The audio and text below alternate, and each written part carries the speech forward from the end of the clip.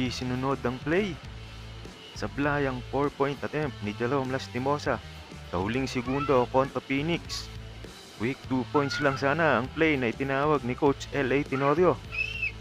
Nagpahayag si Coach L.A. Tenorio matapos hindi sumunod si Jerome Lastimosa sa play na mag-quick 2. Sa halip ay pinili nitong tumira ng 4-point shot para sana itabla ang score.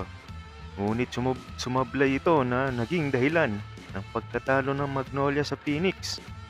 Lumihis nga daw si Jerome Lastimosa sa final play ni Coach L.A. Tenorio sa opening game kontra Phoenix Fuel Master.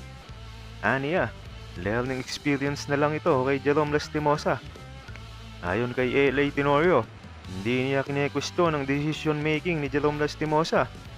Dagdag pa niya, handa siyang hayaan ng player na matuto sa susunod na pagkakataon. Para kay Coach L.A. Tenorio, walang sisihan sa kupunan. Bagamat ang instruction niya ay kumuha ng mabilis na 2 or 3 points at agad na mag-foul. Naging agresibo si Jerome Lastimosa at tumira ng quick 4. Para kay Coach L.A., okay lang na maulit ang hindi pagsunod sa play hanggat nagsisilbi itong aral para sa mga player.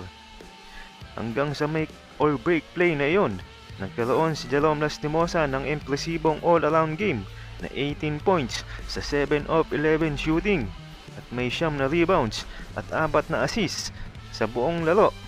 Pero sayang nga lang at hindi pumasok ang kanyang panablasana na 4-point kaya nauwi sa pagkatalo ng Magnolia. Aabangan natin ang kanilang susunod na laro ngayon kung makakabawi ba ang Magnolia sa kanilang makakalaban at makakabawi sa kanilang unang pagkatalo sa pagbubukas ng Season 50 PBA Commissioner's Cup. Kamusta mga idol? Sports Zone PH para sa sports news and update. Kung bago ka pa lamang dito sa channel ko, pindutin mo na ang subscribe button at notification bell para lagi kang update sa mga sports news.